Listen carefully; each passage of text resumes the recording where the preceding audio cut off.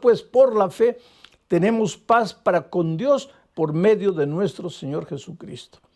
Algunas otras versiones de la Biblia no usan la palabra justificados, dicen reconciliados. Es la misma cosa y de eso se trata el mensaje de esta noche. Vamos a entender lo que quiere decir justificados. El profeta Jeremías escribió en sus días, anunciando la venida del Mesías, del Señor Jesucristo, dijo, y en sus días, o sea, en los días del Mesías, Israel será salvo y estará seguro. Y este será su nombre, refiriéndose al Mesías, por el cual será conocido. Señor, justicia nuestra. O sea, para Jeremías, el Señor Jesucristo, el Mesías venidero, Él sería el Señor nuestra justicia. O sea, en el concepto de Jeremías, la justicia no era un concepto abstracto. La justicia era la persona maravillosa de Jesús. Ahora, si nosotros estamos aquí, pecadores, sufriendo, luchando con las dificultades de la vida, nuestro carácter deformado, luchando con las tendencias de nuestro corazón, a veces hasta destruyendo nuestra familia, las personas que amamos. Y Jesús está aquí y Él es la justicia y nosotros estamos aquí. Si queremos ser justificados, ¿qué deberíamos hacer? Simplemente acercarnos al Señor Jesucristo.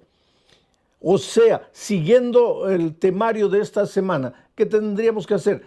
Conectarnos al Señor Jesucristo. Cuando nos acercamos al Señor Jesucristo, cuando iniciamos el camino de regreso al Señor Jesucristo, al llegar a Jesucristo nos volvemos justificados. ¿Por qué? Porque estamos en la justicia. Estamos conectados a la justicia, a Jesús, y ahora estamos justificados. Pero ¿qué hace el Señor Jesucristo cuando llegamos a Él? En primer lugar, nos perdona todos nuestros pecados. Mientras tú estás aquí, estás atormentado por el peso de la culpa. Por eso, Pablo dice, justificados pues, para con Dios tenemos paz. Aquí no tienes paz. Aquí sí tienes paz. Aquí no puedes tener paz porque estás atormentado por el pecado, por tu historia, por tus errores. Porque ya dije la noche anterior, nosotros hemos nacido con vocación de obediencia.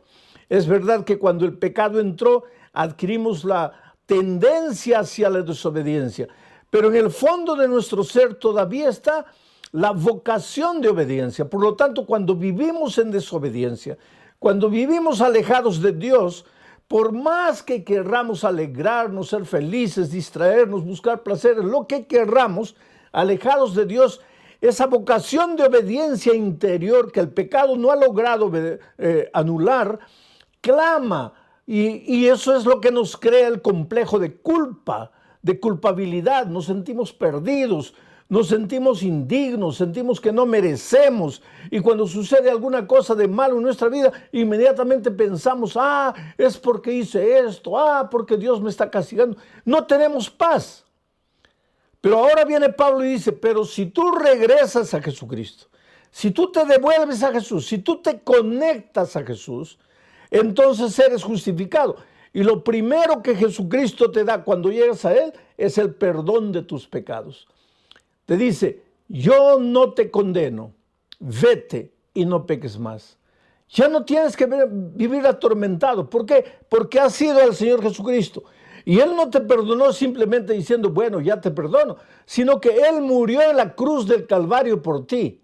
La paga del pecado es la muerte. Nosotros nos alejamos de Dios, pecamos, merecíamos morir, pero el Señor Jesucristo dejó todo en el cielo, vino a este mundo, murió por nosotros y ahora Él nos entrega su vida, nos perdona, pero no solo nos perdona, al mismo tiempo nos limpia de toda maldad, nos regenera, nos restaura. Y en la medida que tú convivas con Jesús, que no te separes de Jesús, que vivas conectado con Jesús, pues tu carácter va a ser siendo transformado lentamente, poco a poco. Esto no es asunto de un día. En un momento el Señor te convierte. La conversión es la mudanza de ruta. Estabas yendo hacia la muerte, ahora estás caminando hacia la vida. Ya estás en Cristo, perdonado, pero ahora Él te va a reconstruir, te va a reedificar, te va a restaurar, va a curar tus heridas, va a ir moldeando tu carácter, porque tu carácter estaba deformado lejos de Dios. Entonces, aquí tienes paz con Dios. Aquí, separado de Dios, tienes lo contrario de la paz. ¿Y qué cosa es lo contrario de la paz? El miedo, el temor. Cuando nosotros nos separamos de Jesús, el diablo más o menos pensó así: lo primero que voy a hacer en el corazón de este hombre que se ha separado de Dios es colocar miedo. Porque colocando miedo en su corazón ya no necesito hacer nada. El miedo solo lo va a destruir. Y lo que más el enemigo quiere es destruirte, verte arruinado. Entonces el diablo dice así: le voy a colocar miedo en el corazón. Por eso es que cuando Adán y Eva pecaron y el Señor vino a visitarlos al jardín del Edén, ellos se escondieron. Y cuando el Señor les llamó: ¿por qué están escondidos ahí? ¿Qué dijo Adán? Señor, tuve miedo y me escondí. ¿Miedo? Hasta antes del pecado no existía el miedo. El corazón de Adán y de Eva estaban llenos de paz. ¿Por qué? Porque estaban en Cristo, la fuente de la paz. Pero ahora se separaron de Dios, estaban con miedo. Miedo, lo contrario de la paz. Y el miedo fue colocado por el diablo en el corazón del ser humano para arruinar su vida. Tú sabes que los hombres más machistas son los más miedosos. Tú sabes, los que más gritan son los más miedosos. Los más soberbios y orgullosos son los más miedosos. Esto es psicológico. Y todo ese grito, esa prepotencia, todo es una manifestación psicológica para esconder sus temores, para esconder sus miedos. Porque el que verdaderamente tiene paz en su corazón no tiene miedo de reconocer que se ha equivocado, no tiene miedo de pedir perdón, no tiene miedo de humillarse cuando hay que humillarse, no tiene miedo de aceptar la opinión de los otros. Pero cuando un hombre es terco, ahí dueño de sus opiniones, no acepta las opiniones de los otros, es porque en el fondo esconde miedo, y la mejor manera de defenderse el miedo es esa aparente prepotencia. Los hombres no pueden ser felices con miedo. El miedo paraliza, el miedo te amputa, el miedo te quita las oportunidades de ser un hombre realizado. Hay mucha gente que no puede realizar sus sueños, sus proyectos, porque está dominada por el miedo. Gente que estudia. Cuando llega el momento del examen y le entregan el examen, el miedo se apodera de su corazón y no se acuerda de nada de lo que estudió. Gente que en la vida cristiana, mucha gente que quiere: no, voy a cumplir, voy a obedecer, voy a guardar, no puedo salirme para aquí ni para allá. Tiene tanto miedo de pecar que acaba pecando. Lo primero que necesitamos en la vida para ser felices, para vivir una vida victoriosa, es la paz en el corazón. Pero la única manera de obtener paz en el corazón es cuando nos conectamos a Jesús. Por eso el título de esta noche, para el mensaje de esta noche, sería: conectados con Jesús, tenemos paz. Ya no tenemos miedo. El miedo desaparece.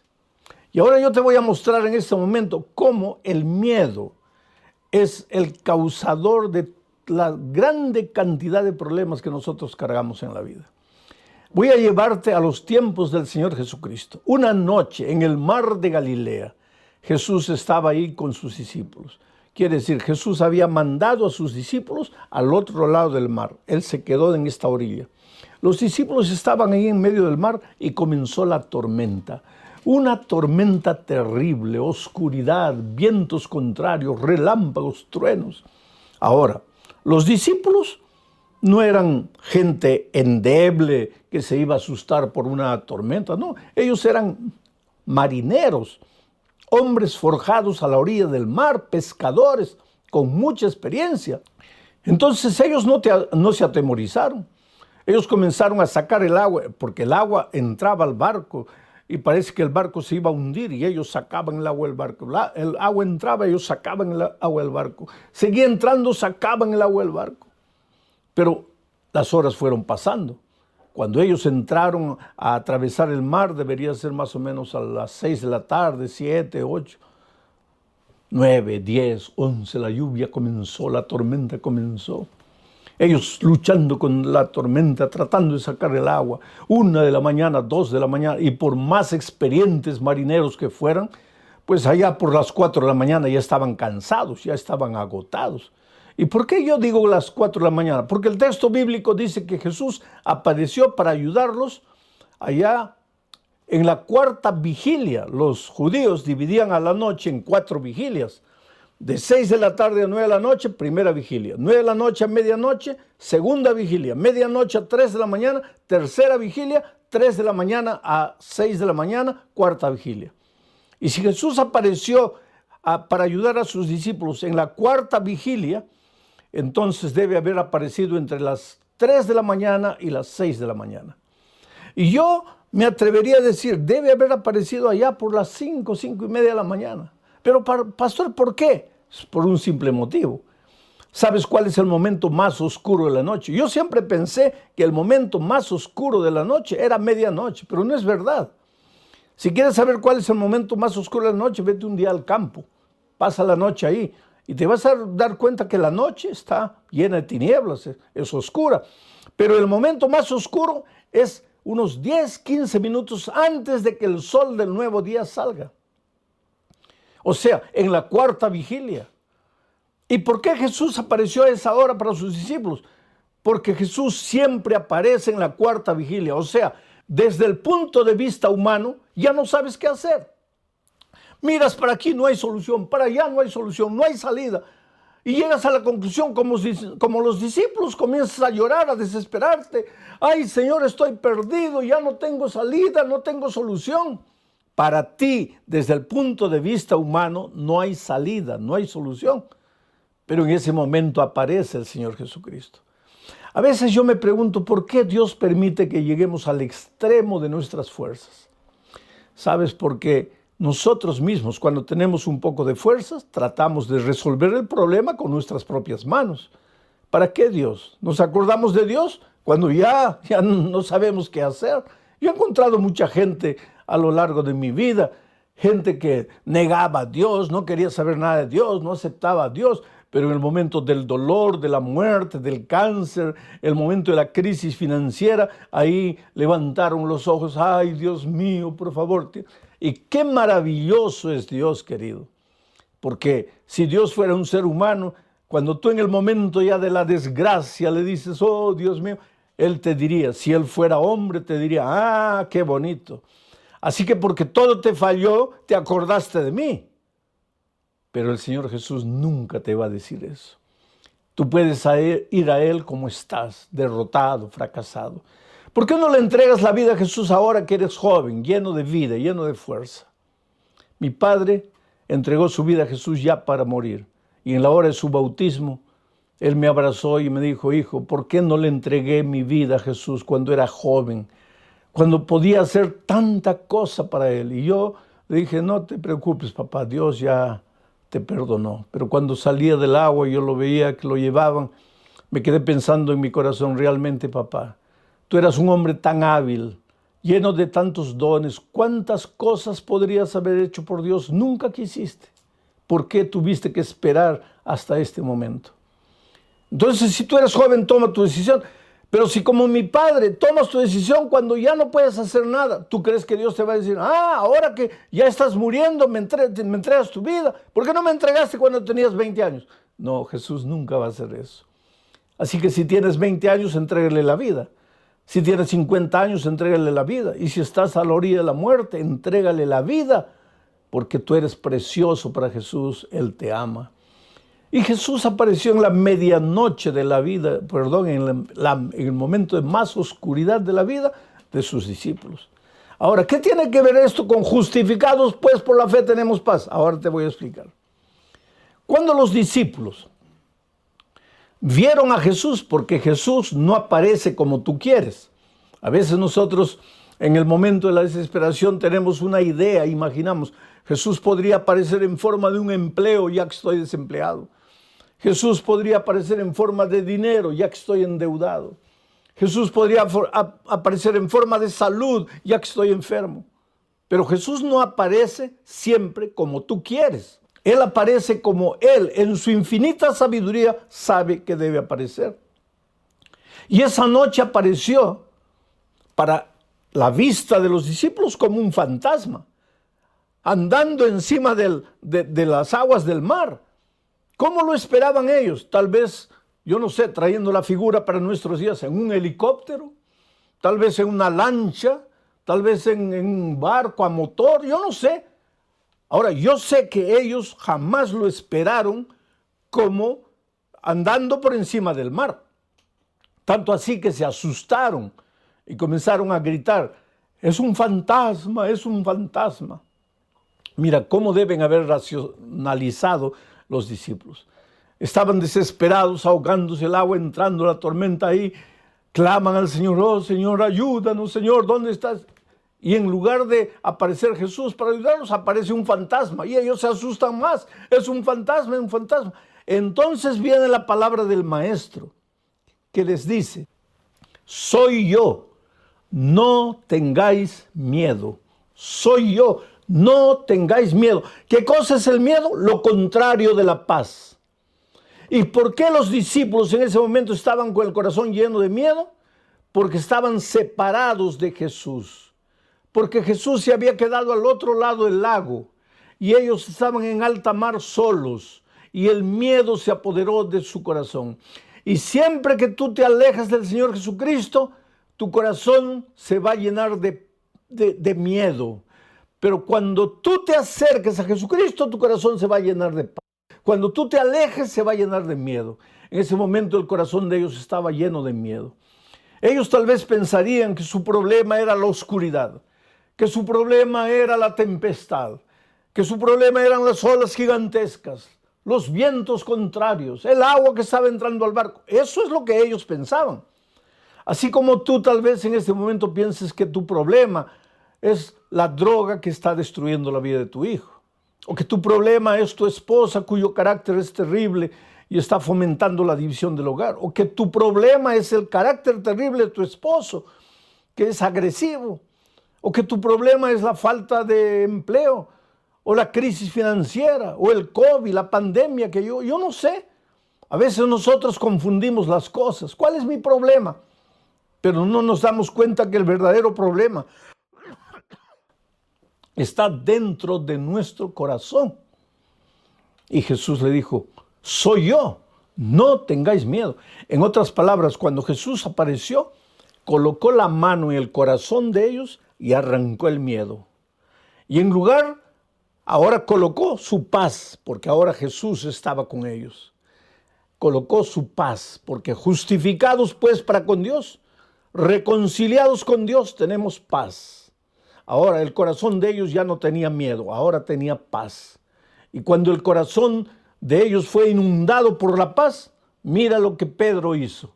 El cobarde Pedro, el miedoso, temeroso Pedro, que un minuto antes estaba, ay, me voy a morir, ay, ¿dónde estará Jesús? Ay, todos me abandonaron, ay, ya no tengo salida.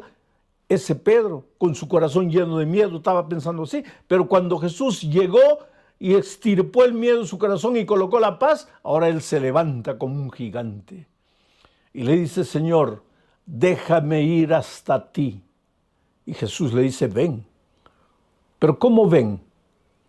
Saca el pie del barco, pisa el agua. Pero Señor, me voy a ahogar. Pisa el agua. Solo que ahora el corazón de Pedro ya no tenía miedo, tenía paz.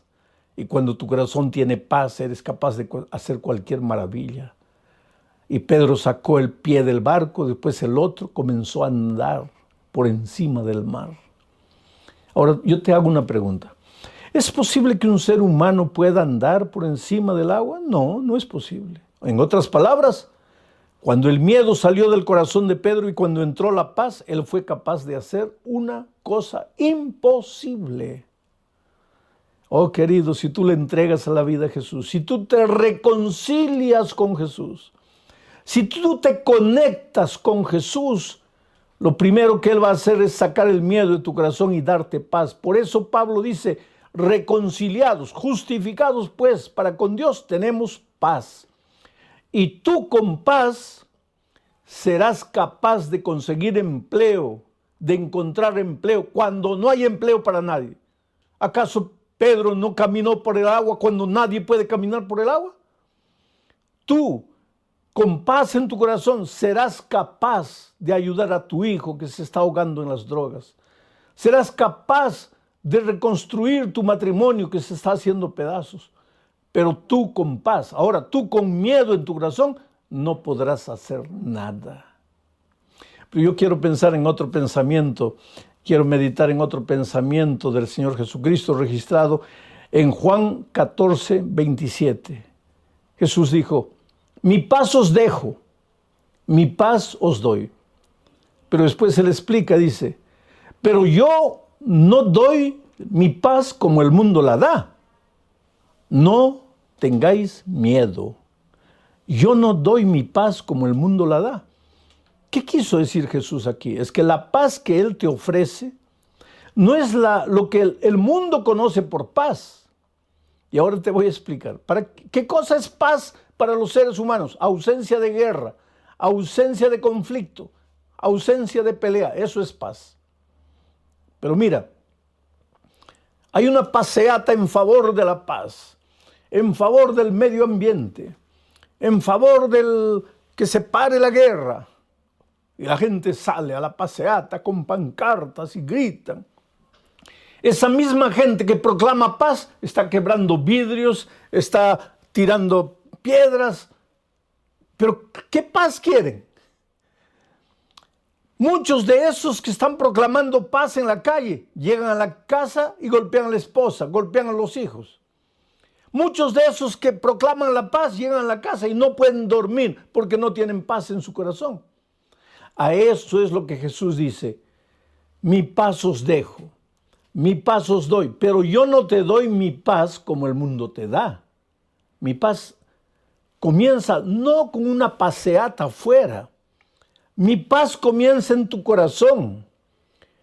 Tú comienzas a dormir tranquilo porque no debes nada a nadie. Ya no eres atormentado por tu pecado, estás libre del peso de la culpa. Es verdad que tienes una historia grotesca, una historia negra, una historia de la cual te arrepientes, una historia que no puedes rehacer, ya está hecho. Pero lo que pasó, pasó. Yo estaba hablando un día con un guerrillero que había matado mucha gente y él entregó su vida a Cristo y él llorando decía, pero pastor, ¿ahora qué hago? ¿Qué hago con el recuerdo de la vida pasada que viví? Tanta sangre que derramé, ¿qué hago?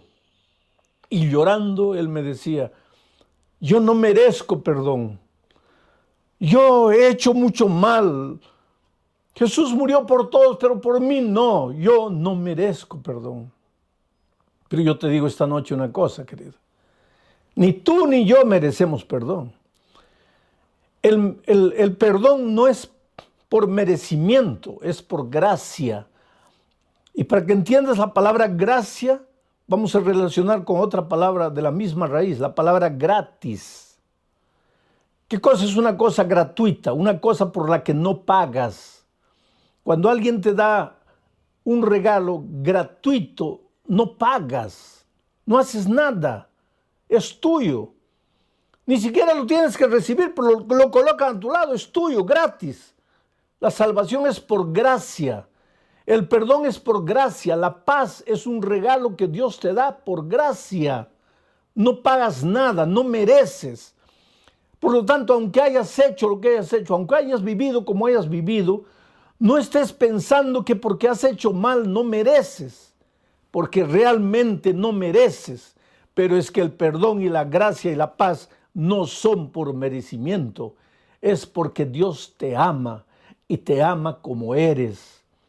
No trates de fingir, No trates de disfrazarte, no trates de buscar una máscara de hombre bueno, de mujer bueno para venir a Jesucristo.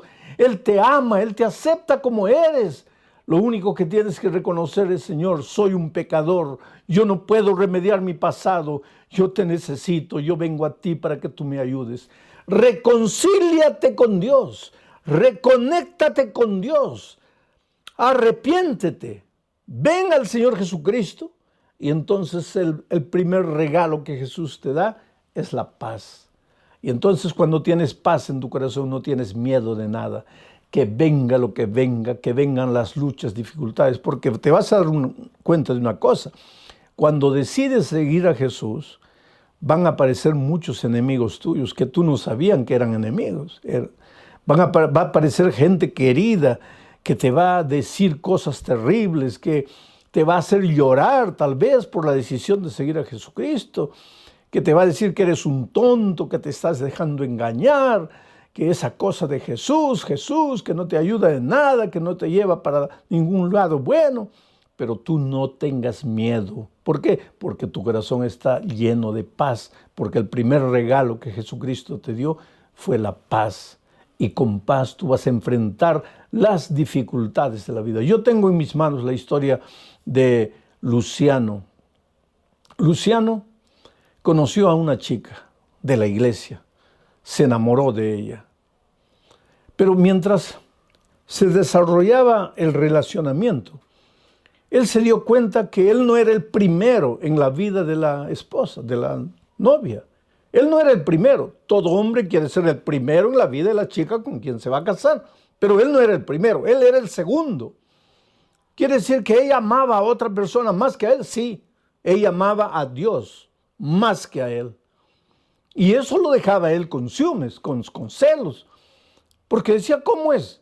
Yo tengo que ser el primero. Pero con el tiempo, él se fue dando cuenta que el amor puro de la esposa, el amor limpio de la esposa, el amor noble de la esposa, era consecuencia de su amor por Cristo. Porque te digo una cosa, si Jesús es la fuente del amor, cuanto más te acerques de Jesús, más amor va a haber en tu corazón para dar a la persona amada, llámese papá, mamá, hijo, esposo, esposa. Y él fue entendiendo eso, que en lugar de luchar contra Dios, él tendría que entregarse al Señor Jesús para tener la capacidad de amor que la novia tenía. Y él se entregó a Jesús. Pero comenzó a estudiar la Biblia. Y yo siempre digo que la Biblia es un libro peligroso en cierto sentido. ¿Peligroso por qué? Porque, querido, si quieres vivir en la santa ignorancia, yo no sé cuán santa es la ignorancia, pero si quieres vivir como el avestruz con la cabeza enterrada en la tierra, ajeno a la realidad de la vida, pues no estudies la palabra de Dios. Porque la Biblia es un libro revolucionario. A medida que tú vas leyendo la Biblia, te confrontas con verdades de las cuales no te puedes escapar. ¿Qué vas a hacer? Encontraste aquí la verdad bíblica, ¿qué vas a hacer? Cierras la Biblia y dices, no creo más, o niegas, o no aceptas, pero el Espíritu de Dios, ya te dije, la palabra de Dios es como la espada de dos filos, y el Espíritu usa la palabra para trabajar en tu corazón, hasta que finalmente no sabes qué hacer, o endureces completamente tu corazón a Dios, y ahí estás perdido, o entonces oyes la voz del Espíritu que a través de la palabra trabaja en tu corazón. Y eso es lo que pasó con Luciano. Él fue estudiando y aceptando las verdades y llegó a la verdad del sábado. Y hay mucha gente que tropieza con la verdad del sábado. Porque todo es maravilloso, todo es lindo, oh, como Jesús me ama, la gracia, la fe. Pero cuando llega el sábado, hay mucha gente que se asusta. O entonces hay mucha gente que comienza a inventar algunos argumentos. Como por ejemplo, no, el sábado fue para los judíos. ¿Cómo para los judíos? Si el primer sábado lo estableció Dios en el jardín del Edén y en ese tiempo no existían judíos. Los judíos vinieron a existir muchos años después. No, porque el sábado es de la ley de Dios que ya fue clavada en la cruz. Pero ¿cómo es eso? Si cuando en el jardín del Edén Dios estableció el sábado, no había la ley de los 10 mandamientos de Éxodo 20 que fue entregada en Sinaí. El sábado Está ahí en la palabra de Dios.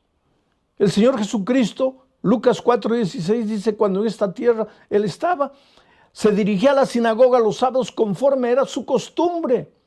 Él mismo dijo, no he venido para abrogar la ley, he venido para cumplirla. Y Él en cierta ocasión dijo, estoy dándoles ejemplo para que así como yo hago, ustedes también lo hagan. No hay cómo. Y Luciano se confrontó con la verdad del sábado y decidió guardar el sábado. Pero no es fácil guardar el sábado porque muchos patrones no te van a dar el sábado libre. Yo conozco hermanos que tienen tiendas, que tienen así negocios y a veces el sábado es el día de más venta y ellos cierran el sábado porque quieren guardar la orden del Señor. Y sin embargo, a pesar de eso, Dios los bendice, porque Dios nunca deja a un hijo obediente desamparado. Un viernes en la tarde, el patrón reunió a todos los empleados, entre ellos estaba Luciano, y dijo, mañana los quiero a todos ustedes aquí a las 8 de la mañana. Y ese era el primer sábado que Luciano iba a guardar. Y él dio un paso frente y le dijo, patrón, con todo respeto, yo no vendré. Si es que mañana todos tienen que estar y si de eso depende el empleo, yo me demito. Usted puede despedirme porque yo no voy a venir mañana. Entonces el patrón le preguntó, ¿y por qué no vas a venir tú? Y él dijo, porque en la palabra de Dios yo he descubierto que el sábado es el día del Señor y yo mañana iré a la iglesia. ¿Y sabes lo que el patrón le dijo? Pues él estaba preparado ya para ser despedido y toda la gente mirándolo con expectativa, porque él dijo esto delante de los compañeros. El patrón le dijo, Luciano, mañana ve a tu iglesia, pero el lunes vuelve aquí trayendo la bendición de Dios.